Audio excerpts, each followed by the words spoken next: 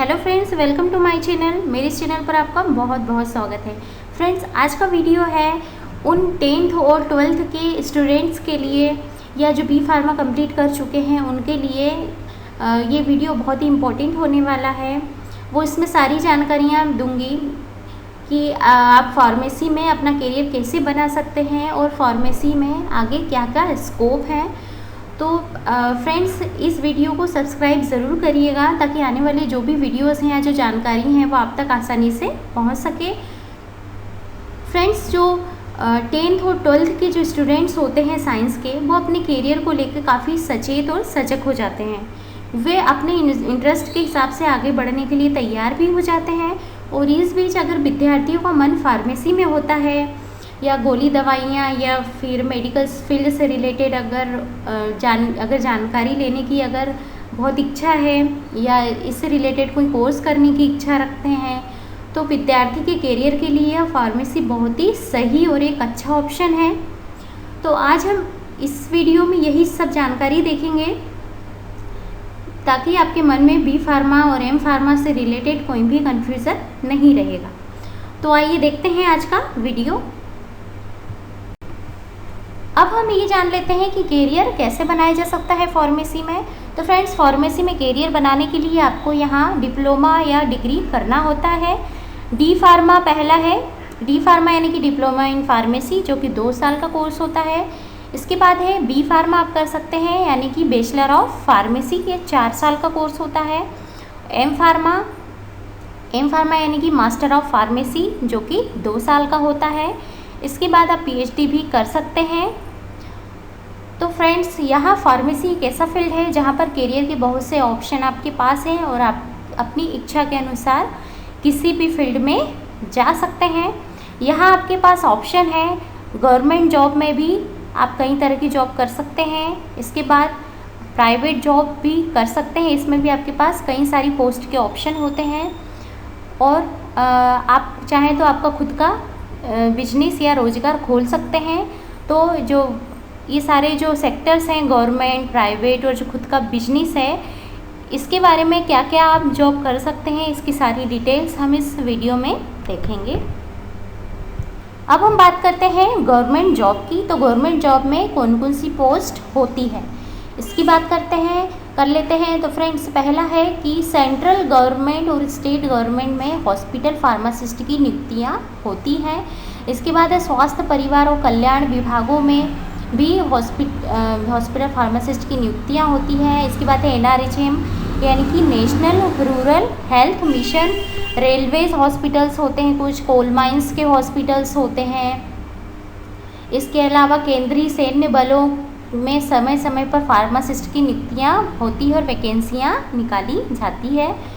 इसके बाद है आप कोई भी सार्वजनिक दवा उत्पादन जो कंपनियाँ होती हैं उनमें भी फार्मासिस्ट की जॉब कर सकते हैं। अब इन सब जो जॉब है, गवर्नमेंट जॉब, इनमें अच्छा खासा अनुभव प्राप्त कर लेने के बाद या जो प्राइवेट कंपनियां हैं उसमें फार्मासिस्ट की जॉब करने के बाद आप अच्छा खासा अनुभव जब प्राप्त कर लेते हैं तो इस अनुभव को लगा के एक और इसमें गवर्नमेंट जॉब निकलती है, वो है ड्रग इंस्पेक्टर की जॉब। फ्रेंड्स, इसमें बी फार्मा मांगा जाता है और ये हर 5 साल में निकलती है ये पोस्ट। तो ड्रग इंस्पेक्टर में आपने जो पहले जॉब की है उसका अच्छा खासा एक्सपीरियंस प्राप्त करके आप इसमें लगा सकते हैं और ड्रग इंस्पेक्टर बन सकते हैं। या फिर सरकारी दवाई विश्लेषक के रूप में भी आप काम कर सकते हैं। इस प्रकार जो दवाई की गुणवत्ता का नियंत्रण है और उसकी जांच के लिए नियुक्त होने वाले ड्रग इंस्पेक्टर या सरकारी विश्लेषक के रूप में भर्ती हो सकते हैं। अब हम प्राइवेट जॉब की बात करते हैं। तो प्राइवेट जॉब में MR की जॉब आप कर सकते हैं। फिर बी फार्मा करने के बाद आप प्राइवेट सेक्टर में बहुत सारे जॉब कर सकते हैं। किसी भी दवाई उत्पादन की कंपनी में मेडिकल रिप्रेजेंटेटिव यानी कि MR की जॉब कर सकते हैं। MR का मतलब आप समझते होंगे, जहाँ पर प्रचार कार्यों के लिए मेडिकल रिप्रेजेंटेटिव की बड़े पैमाने पर कंपनियों को ज़रूरत होती है। इसमें फार्मेसी में डिप्लोमा या डिग्री जिन्होंने की हुई है स्टूडेंट्स, उन्हीं को प्राथमिकता दी जाती है। और जिसमें कि उनका जो काम है वो है कि दवा कंपनियों के उत्पादनों को बड़े जो दवाओं का उत्पादन किया है कंपनियों ने, उनके उत्पादन के बारे में डॉक्टर को बताते हैं और उससे संबंधित जो बिक्री होती है उसको बढ़ाना होता है, यानी कि दवाओं की बिक्री को बढ़ाने और उनका प्रमोशन करना होता है। इसके बाद अगर आप कॉलेज में ही बी फार्मा करते हैं तो कई कंपनियां आती हैं कैंपस लेकर, जो कि बी फार्मा के बच्चों को कैंपस क्वालिफाई होने के बाद, कैंपस सिलेक्शन होने के बाद उनको जॉब ऑफ़र करती हैं। इसके बाद हम बात करें सेकंड जो जॉब का ऑप्शन है प्राइवेट में, वो है ड्रग मैन्युफैक्चरिंग। जो कंपनियां होती हैं उसमें भी काफ़ी ब्रांचेस होती हैं। अगर आप एम फार्मा है, आपने स्पेशलाइजेशन किया है, तो आप काफ़ी इसमें आपको जॉब अवेलेबल है। ड्रग मैन्युफैक्चरिंग जो फार्मेसी की एक ब्रांच होती है, जिसमें कि मॉलिक्यूलर बायोलॉजिस्ट के रूप में आप काम कर सकते हैं। सेकेंड है फार्माकोलॉजिस्ट के रूप में काम कर सकते हैं, टॉक्सिकोलॉजिस्ट बन सकते हैं, मेडिकल इन्वेस्टिगेटर के रूप में भी काम कर सकते हैं। इसके बाद है इंडस्ट्री में कई तरह की पोस्ट होती हैं, अलग अलग डिपार्टमेंट्स होते हैं, जैसे क्वालिटी कंट्रोल है, क्वालिटी एश्योरेंस है, और पैकेजिंग डिपार्टमेंट है, प्रोडक्शन डिपार्टमेंट है। तो ये सारे क्षेत्र में ही जो फार्मेसी के स्टूडेंट्स होते हैं, बी फार्मा, एम फार्मा, उनकी ही पोस्ट होती है। इसके बाद है जो अब हम समझ लेते हैं कि मॉलिक्यूलर बायोलॉजिस्ट जो होता है उनका क्या काम होता है।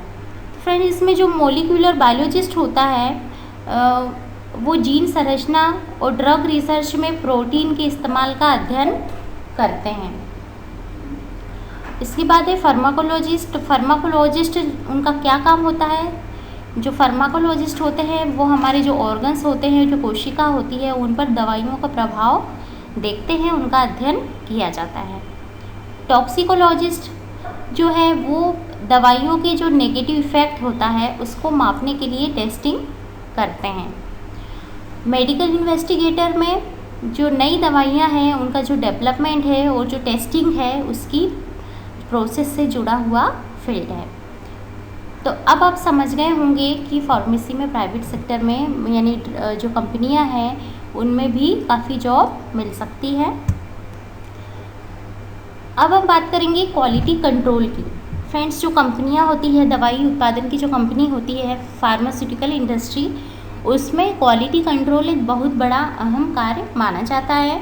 और इसमें नई दवाइयों के संबंध में कुछ जो अनुसंधान या विकास होता है, उसके अलावा यह एक सुनिश्चित करने की ज़रूरत होती है कि दवाइयों के जो नतीजे बताए जा रहे हैं वे सुरक्षित है या नहीं, स्थायी भी हैं या नहीं, या जो आप दवाइयों के जो नतीजे बता रहे हैं वो उसके अनुरूप भी हैं या नहीं। तो इन सबकी टेस्टिंग की जाती है, क्वालिटी चेक की जाती है।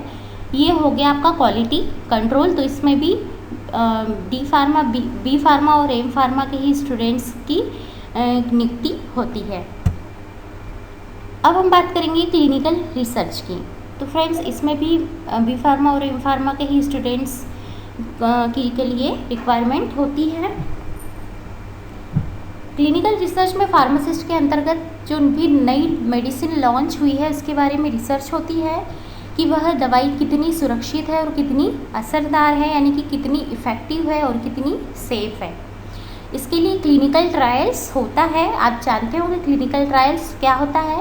फ्रेंड्स, देश में कई विदेशी कंपनियां क्लिनिकल रिसर्च के लिए आ रही हैं और दवाइयों की स्क्रीनिंग संबंधी काम में नई दवाई और फार्मूलेशन का पशु मॉडलों पर परीक्षण करना होता है।